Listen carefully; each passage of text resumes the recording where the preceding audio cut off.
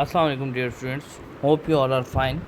Welcome to your physics class. I am your physics teacher Muhammad Adnan Khalid, and today it's our 15th online lecture regarding unit number 5, that is gravitation.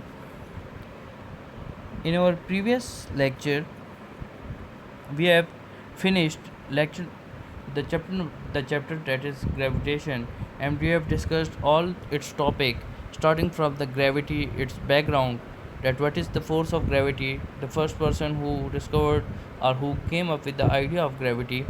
Then we have find out the mass of earth, that the practical value for finding mass of earth, what is its practical value, and what's the mathematical value for mass of earth. Moving ahead, we have worked on the variation, and we have discussed that the value of g varies with altitude. At different altitudes the value of g is increasing and decreasing. While it is moving away from the earth, it is decreasing, and if it is moving towards the earth, it is increasing. Then we have discussed that satellites are the objects which are revolving around the planets, and there are some satellites which are naturally occurring satellites, and some of them are artificial satellites. In naturally occurring satellite, the best example is moon, while artificial satellites are many more, and their functions, depending upon the work and function they are used. uh, each of these satellite takes around 24 hours to complete its one revolution around the earth. So in our today's lecture we will discuss the exercise of this, and plus we will discuss the review questions of chapter number 5, starting from the exercise in your book. First of all, the first question is about multiple choice question, and the first question is earth gravitational force of attraction vanishes at. Its best answer is infinity, because we haven't find the value that at what value the gravitational force of earth vanishes. The next question is the value of g increases with.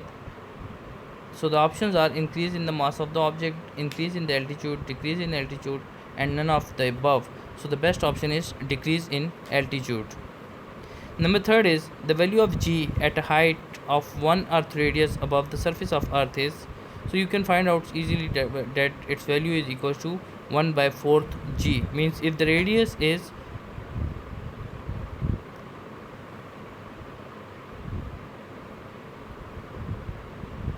Okay ji, part number 4. The value of g on moon surface is 1.6 meter per second square. What will be the height weight of the 10 kilogram body on surface of the moon? So you can find out the weight is given, its surface value of g is given on surface of moon. So you can find out the value by finding the formula, by using the formula of universal law of gravitation. F is equals to g m1 m2 divided by r square. The next question is part number 5. The altitude of geostationary orbit in which communication satellites are launched above the surface of the earth is. So its answer is 40 to 300 kilometer. Part 6 is the orbital speed of low orbit satellite is 8000 meter per second, and we have proved this 8000 the value 8000 meter per second in our last lecture in our question number 6. So all of these we have done in our previous lectures. If you are facing any difficulty for solving this, first of all try to attempt or try to solve these by your own. If you are facing any difficulty, please move to the previous lecture and you will be able to find out these values. I have marked the correct options by underline and by making it bold, so you can easily find out that which option is correct in these given multiple choice questions. And again, if you are facing any difficulty, so you can ask me in personal messages. Okay ji, the review questions. Question number 5.2, that what is meant by the force of gravity. So the first question we have done in our this chapter, that the gravity is defined as the value by which earth is attracting anything towards its center, and its typical value is 10 meter per second or 9.8 meter per second. And Sir Isaac Newton was the first person who came up with the idea of gravity when he was sitting under a tree and an apple fall on his head. So he thought that why an apple from the tree is moving towards the ground, or why the earth is revolving around the sun, or the moon is revolving around the earth. So for this he came up with the idea that there is a force of attraction that is responsible to attract these objects, that is responsible to make these objects in uniform motion. So he gave the idea that this force, he named this force as a gravitational force. So you can easily write this question, and we have done the same question in our previous lectures. First question of unit number 5. Okay ji, review question number 5.3 is, do you attract earth or earth attracts you? Which one is attracting with the larger force on you? You are the earth. Definitely we are saying that according to Newton's law of gravitation, that it states that each and every object in this universe attracts every other object with a force that is directly proportional to the product of these masses and inversely proportional to the square of distance between them. So its mathematical equation was F is equals to G m1 m2 divided by r square. If you are considering m1 as a mass of earth, then m2 is the mass of a person that is attracting the earth. Definitely he is also attracting the earth, but the mass of earth is more times bigger than that of the person. So the force applied by a person on the earth will be very negligible or very small amount of force. However, I have solved this question in next slide, so you can easily find out the answer for this 5.3 review question 5.3. Review question 5.4 is about what is field force. So we have defined that field force is the force that, according to earth gravitational field, the region around the earth in which the amount of G can be detected, this position, this portion of the force area is known as field force, and we have done this question in detail. 5.5 is, why earlier scientists could not guess about the gravitational force. So I have also done the same question 5.5 for you people in our next slide, so you can find out the answer for this, that what was the reason that earlier people will not come up with the idea, and Sir Isaac Newton why came up with the idea of gravitation. So moving ahead, 5.6 is about how can you say that gravitational force is a field force. That why, if what, first of all, in review question 5.4 you will define that what is field force, and 5.6 in question number 5.6 you will say that why gravitational force is a field force. So we have done this question again in our previous lecture. You can easily find out this question in question number 4 or question number 5 of chapter number 5. Okay ji, review question 5.7 is explain what is meant by gravitational field strength. We have done the same question, that the gravitational field strength is the point at which the magnitude of this gravitational field is well measured. This position or this point is known as gravitational field strength, or we can say that the gravitational field strength is defined as the value of G acting on a particle unit mass. So we have defined this gravitational field strength in detail in our previous questions. 5.8 is, why law of gravitation is important to us. So I have done also this question 5.8 for you people in our next slides. You will find it this answer of these 5.3, 5.5, 5.8, 11, 15, 16 and 17 in our upcoming slides. So please hold on, and the general discussion for this is that according to the law of gravitation, it is important for us because according to this law we know that each and every object in this universe is attracting other objects with the force, and this force is directly proportional to the product of these masses and inversely proportional to the square of distance between them. The next question 5.9 is explain law of universal gravitation, and we have done this in detail. The first ever question of chapter number 5 was that we have done in previous slides was about the same question, that what is the universal law of gravitation, or the question may comes that define Newton's law of gravitation, or sometimes it may come that prove that F is equals to G m1 m2 divided by r square. So for all these you have to answer the same. 5.10 is about how the mass of the earth can be determined. For this we have defined the predefined value that we can find out the mass of earth by using universal law of gravitation, and we have defined the mass of earth as 6.24 into 10, 6 into 10 to the power 24 kilogram. The mathematical values are the numerical values we have find for the mass of earth. 5.11 is about, can you determine the mass of our moon? If yes, then what you need to know. I have done this question in our upcoming slide, so please hold on. Yes, we can. The answer is simply yes. We can determine the mass of the moon. Similarly, the mass of Earth, the values which we have read it, that what is the radius, what is the gravitational force acting on Earth. The same case, if you are finding the mass of a moon, then you must know the radius of the moon and the value of g that is acting on the surface of the moon. 5.12 is, why does the value of g vary from place to place? And definitely we have done the same question, that what is the variation in, actually it is defining about the variation in value of g from place to place, that we have said that if an object is moving or if it is thrown in an upward direction, while moving the object in an upward direction, the value of g is decreasing, and if the same object is moving from in a downward direction or towards the surface of the earth, then the value of g is increasing on this object. So we can say that the value of g varies from place to place, and we have defined a mathematical value for this in our previous slide or previous lectures. Okay ji, 5.13 is, explain how the value of g varies with altitude. The same question which we have done in our previous slide, that what is the value of g varies with altitude. So it's for this we have proved a formula for this in our previous lecture. 5.14 is, what is artificial satellite? We have defined artificial satellite as such objects which are revolving around the sun, and artificial is known as satellite, and artificial satellites are those objects which are sent by scientists and other engineers in order to get information that we can't take we can't take by ourselves, or we can take this information, but it will take a large amount of time. So with the help of these satellites, we can easily get different information of the earth, geographical positions, etc., and different planets in fact, and we can easily find out this information in few seconds. The next question is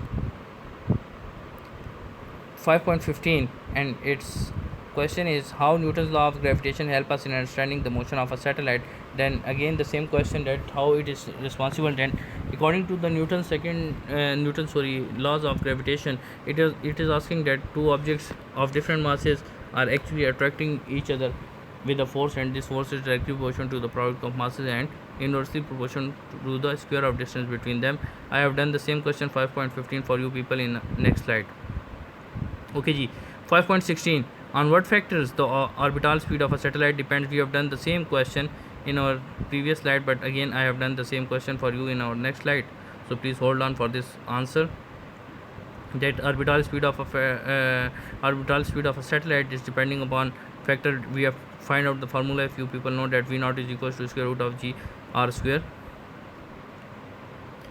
Okay ji, 5.17, and the last question is, why communication satellites are stationed at geostationary orbits? We have defined that geostationary orbits are such orbits that are moving that we can say that they are fixed orbits, and they are moving with equal speed of earth. Means if the earth is changing its position at the same time, at the same moment, these satellites are also changing its position, so we will say that they are in a geostationary orbit. So I have also written this answer for this question. So please, now you people can easily do the exercise or review question of this from 5.2 to 5.17.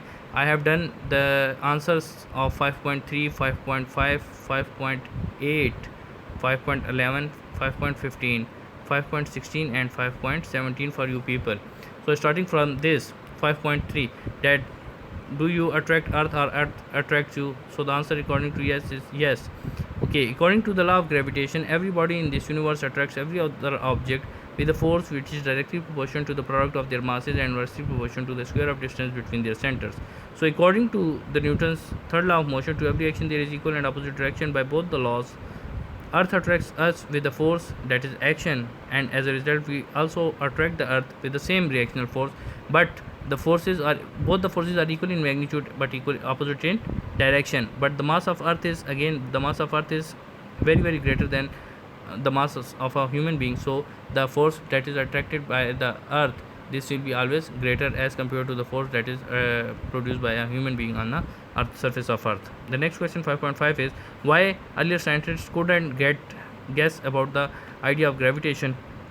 So simple answer is that earlier scientists could not guess the force of gravitation between two masses because this force is always extremely small magnitude, and there were no mathematical formulas to find out that much smaller value at that time. So moreover, there were no instruments or devices that we can detect the value of g. As you people know that the value of g is 9.8 meter per second or 10 meter per second. So at that time there was no such instruments, so it was not feasible or easy to find out the value of g at that time.